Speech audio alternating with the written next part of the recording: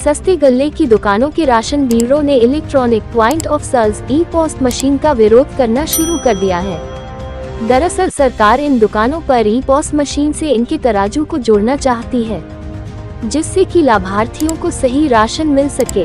लेकिन इन दुकानदारों का आरोप है कि उन्हें गोदाम से ही बिना तोले हुए राशन दिया जाता है, जिसमें 2 से 10 किलो तक की कमी होती है।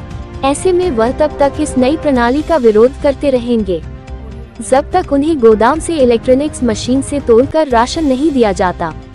इसके साथ ही डीलर अपने कोरोना काल के 7 महीने के लाभांश की भी मांग कर रहे हैं, जो उन्हें आज तक नहीं मिला।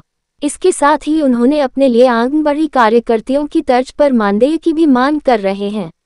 गोदाम में काटा अभी लगाओ, आज लगाओ अभी लगाओ, आज लगाओ अभी लगाओ, हमारी मांगे पूरी करो, हमारी मांगे पूरी करो, राशन डीलर एकता जिंदाबाद। असल में है क्या, हम राशन डीलरों का हमेशा से सरकार का सतौले व्यवहार रहा है। हमारे को हमेशा दोहरी नीति हमारे साथ चली गई है। आज स्थिति यह है कि राशन डीलर के बिल्कुल गले में फंदा डाल दिया गया है, और सबसे बड़ा कारण यह है कि हमसे हमारे जो दुकानों पे पहले तो ठेकेदारी प्रथा द्वारा राशन दिया जाता था।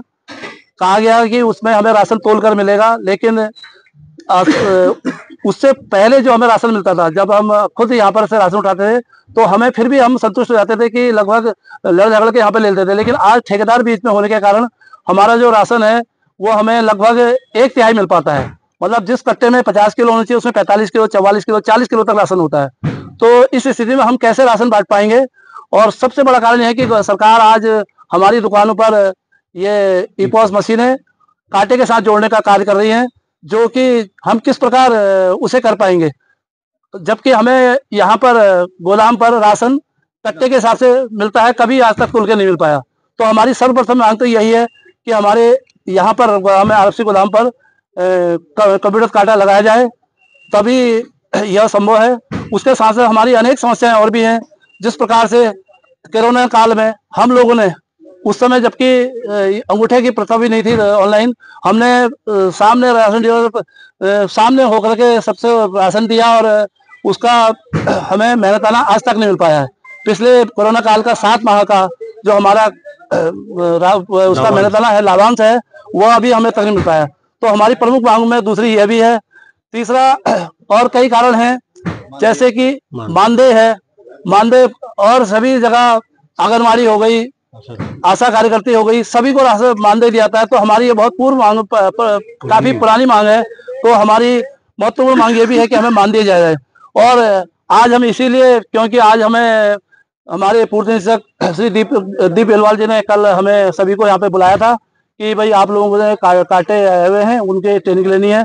लेकिन हमारा विरोध है इस बात पे कि हम उस चीज को सहमत है कि हम सरकार की यह मांग भी पूरी करेंगे, लेकिन सबसे पहले हमारी ये तीनों मांगे जो बहुत ही जरूरी है, इन्हें पूरा किया जाए।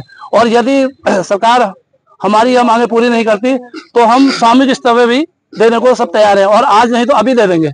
इनकी देखिए 2-3 मांगे हैं। एक तो कोरोना काल का जो इनको लाभांश है वो नहीं मिला है 6-7 महीने का, और दूसरा मानदेय की मांग कर रहे हैं, और तीसरा जो है ये हमें तोल कर दिया जाए करे गोदाम से। इसके लिए हम प्रयास कर रहे हैं तोल के देने का, और बाकी मानदेय के लिए शासन ने बात दी है।